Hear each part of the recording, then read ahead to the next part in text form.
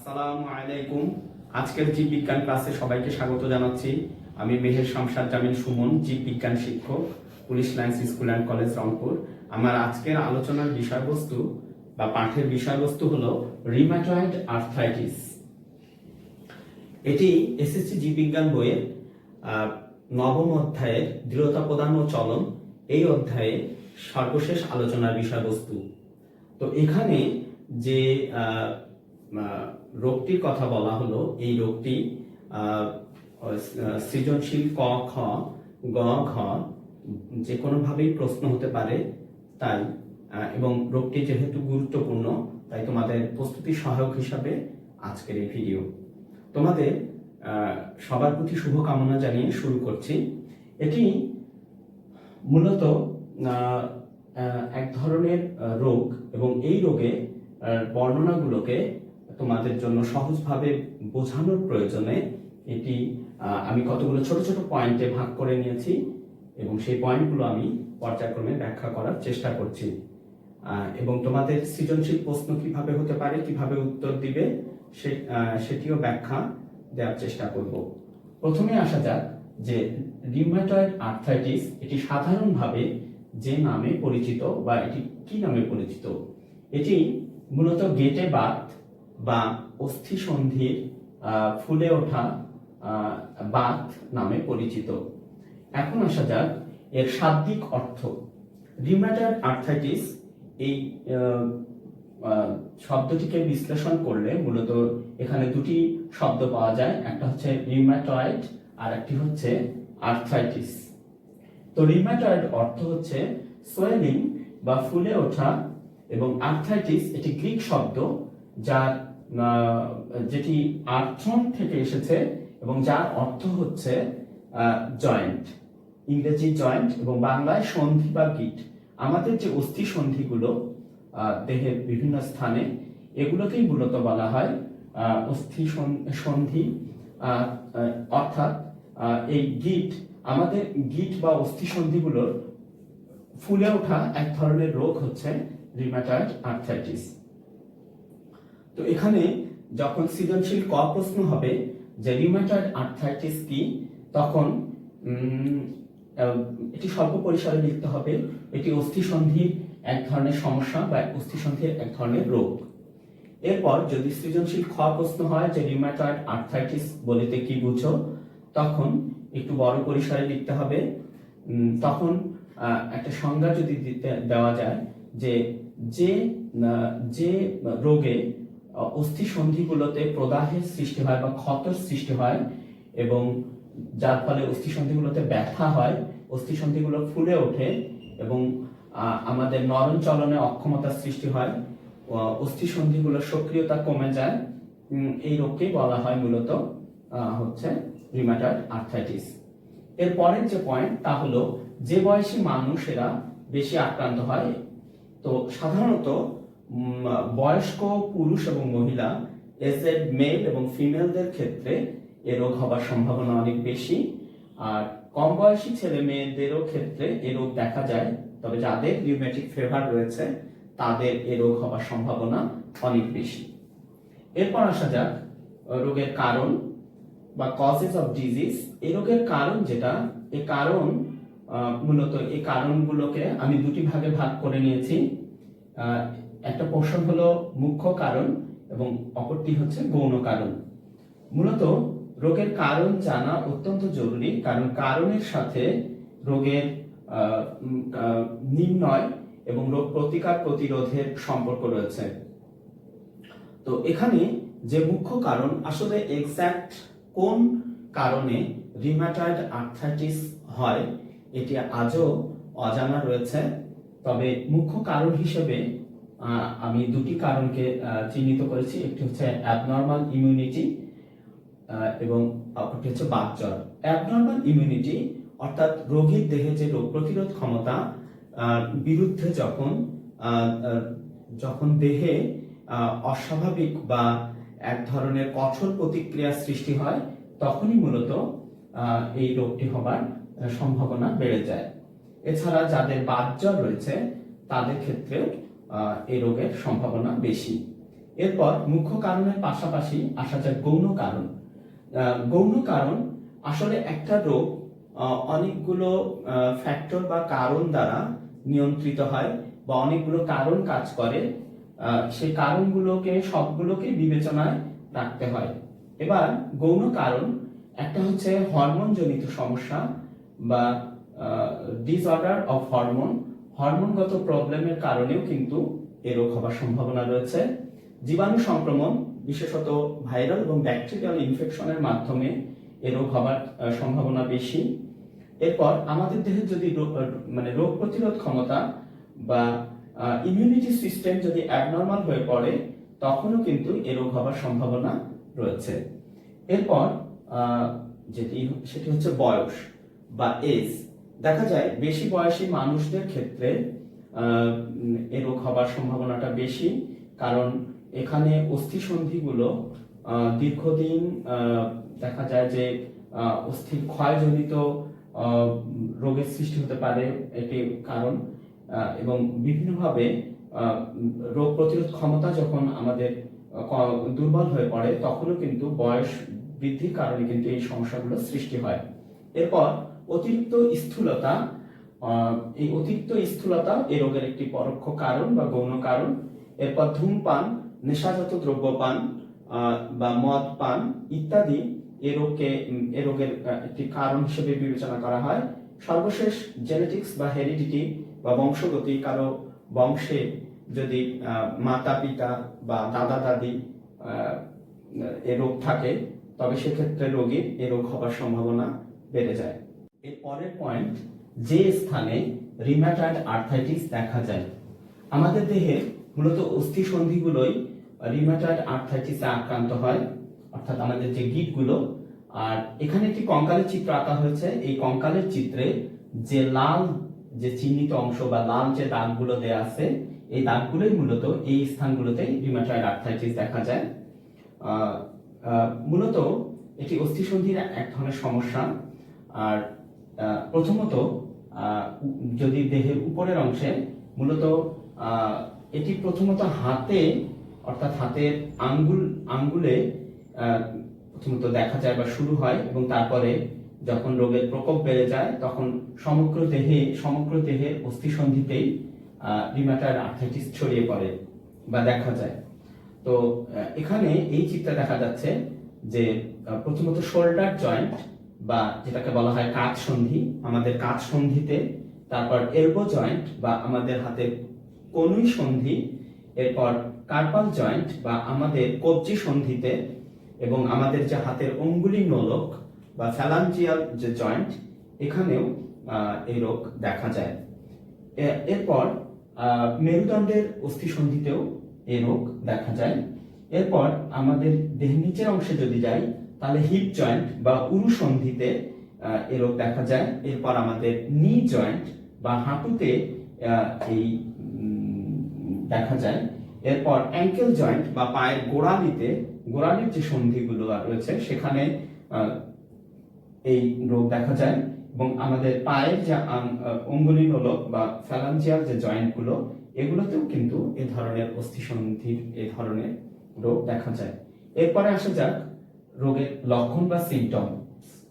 আচ্ছা, এটি সৃজনশীল গ প্রশ্নের হয়ে যেতে পারে, সৃজনশীল গ প্রশ্নে আসতে পারে, গ ঘ যে কোনো ভাবেই প্রশ্ন হতে পারে। তাই যে কোনো সৃজনশীল প্রশ্নে অবশ্যই তোমাদের উচিত হবে একটি সুন্দর স্টার্টিং দেয়া, যা পরীক্ষককে আকর্ষণ করে। আমি তোমাদের সাহায্যার্থে একটি ভূমিকা এখানে স্টার্টিং নমুনা হিসাবে উপস্থাপন করছি, আর তা হলো মানুষের জীবন রোগ ব্যাধি মুক্ত নয়। বিভিন্নভাবে মানুষ রোগ ব্যাধিতে আক্রান্ত হয়। অস্থির যে সমস্ত রোগ রয়েছে, সেগুলো ততটা জীবনঘাতী না হলেও তবে যে কোনো মুহূর্তে বা যে কোনো সময় তা মানুষের জীবনকে অচল বা পঙ্গু করে দিতে পারে। আর অস্থির আলোচিত রোগগুলোর মধ্যে রিউমাটয়েড আর্থ্রাইটিস অন্যতম। নিচে রিউমাটয়েড আর্থ্রাইটিসের লক্ষণ কিংবা প্রতিরোধ সম্পর্কে নিচে উপস্থাপন করা হলো বা নিজের মতামত উপস্থাপন করা হলো। এরপর শুরু হবে লক্ষণ। লক্ষণ, রোগের লক্ষণ কিন্তু একটি অন্যতম মাধ্যম যার মাধ্যমে রোগ নির্ণয় প্রতিরোধ ব্যাপারে সিদ্ধান্ত নেওয়া যায়। তো রোগের লক্ষণের মধ্যে এটিকেও আমি দুটি অংশে বিভক্ত করে নিয়েছি। একটি হচ্ছে মুখ্য লক্ষণ, অপরটি হচ্ছে গৌণ লক্ষণ। মুখ্য লক্ষণ মূলত এই অস্থি যে গেটে বাত, এটি রিউমাটয়েড আর্থ্রাইটিস, এটি মূলত অস্থি সন্ধির এক ধরনের রোগ এবং এখানে মূলত অস্থি সন্ধিটাই বেশি মাত্রায় ক্ষতিগ্রস্ত হয়। বিশেষত অস্থি সন্ধি আমরা জানি যে অস্থি সন্ধিতে রয়েছে সাইনোভিয়াল মেমব্রেন, রয়েছে অস্থি, তরুণাস্থি, সাইনোভিয়াল রস।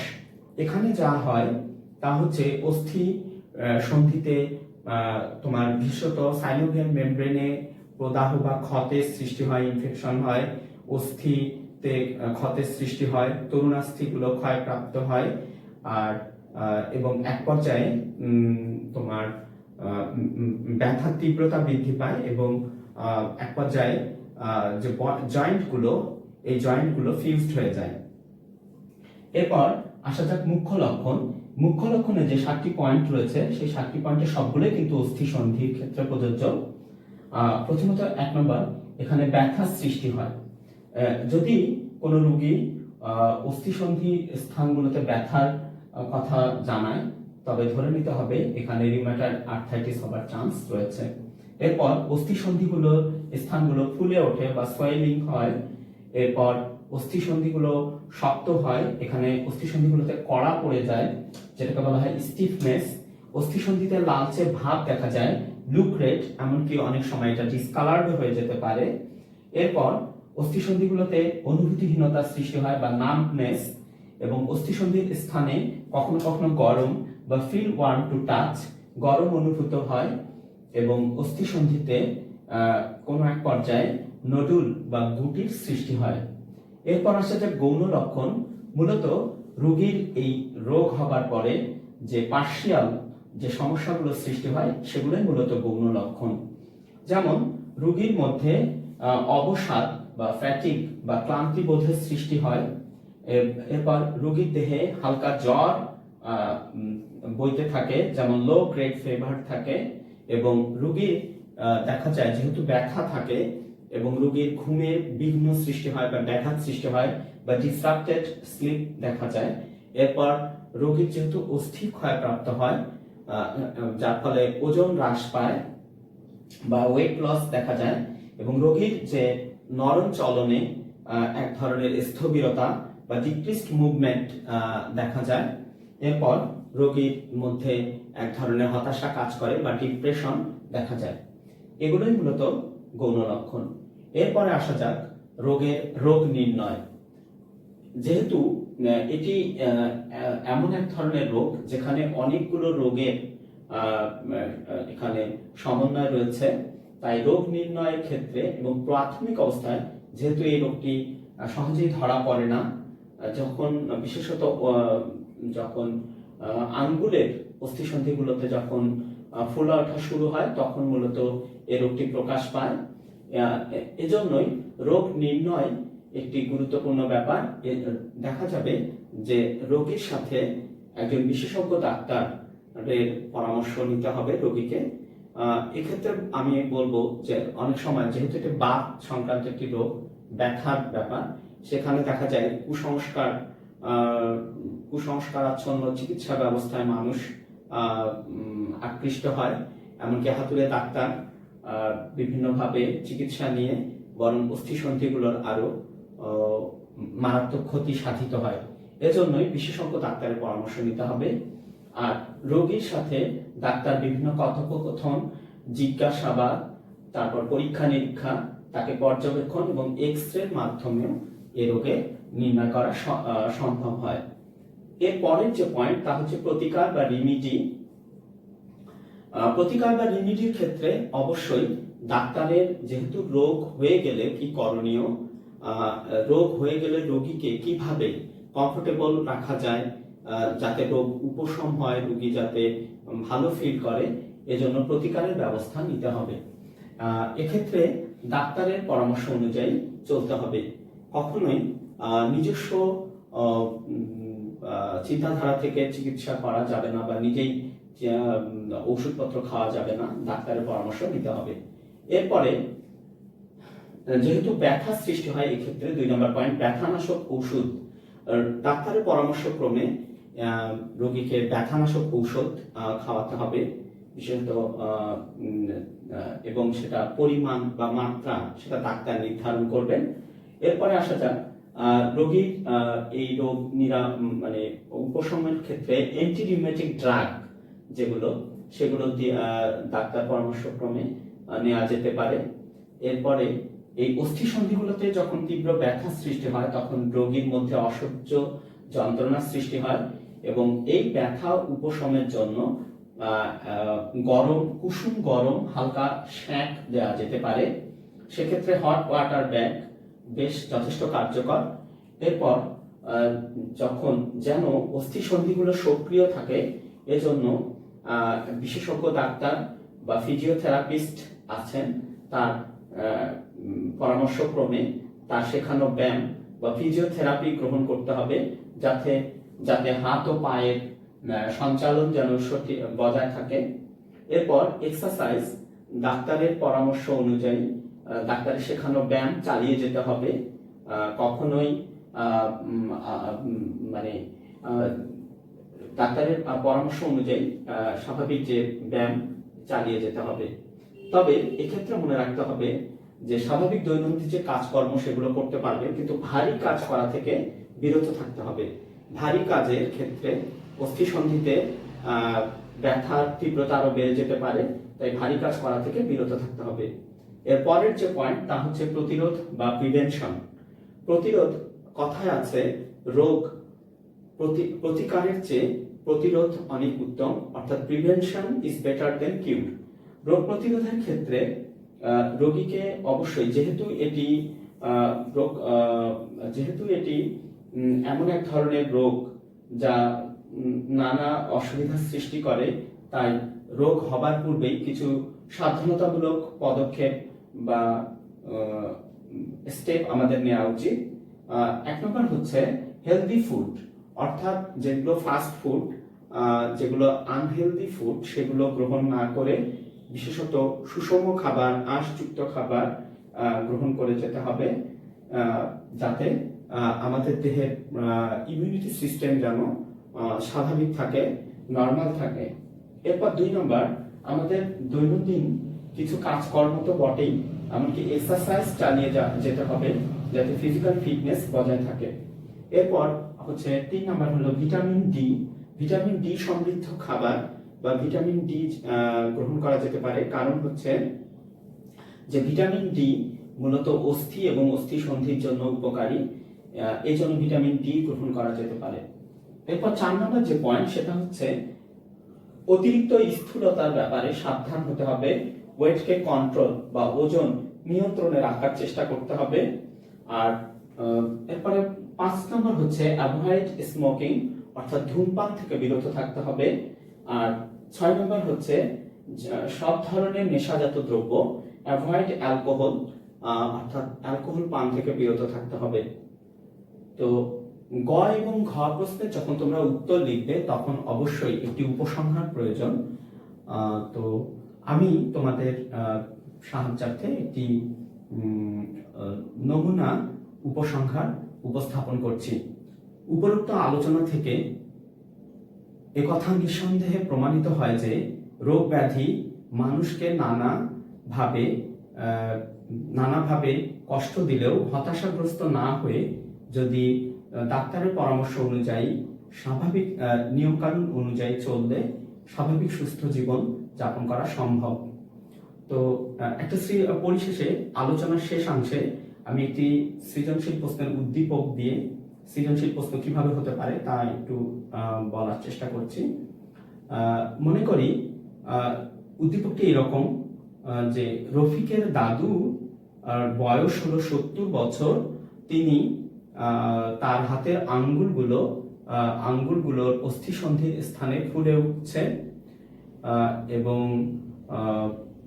উঠছে এরকম একটি উদ্দীপক যদি ব্যবহার করে ক খ যে কোনো প্রশ্নই হতে পারে, এবং গ ঘয়ের ক্ষেত্রে হতে পারে যে রফিকের দাদুর উল্লেখিত রফিকের দাদু উদ্দীপকে রফিকের দাদুর উল্লেখিত রোগটির লক্ষণ বা কারণগুলো ব্যাখ্যা করো, অথবা উদ্দীপকে রফিকের দাদুর যে রোগটির কথা বলা হয়েছে তার প্রতিকার প্রতিরোধ সম্পর্কে তোমার মতামত দাও।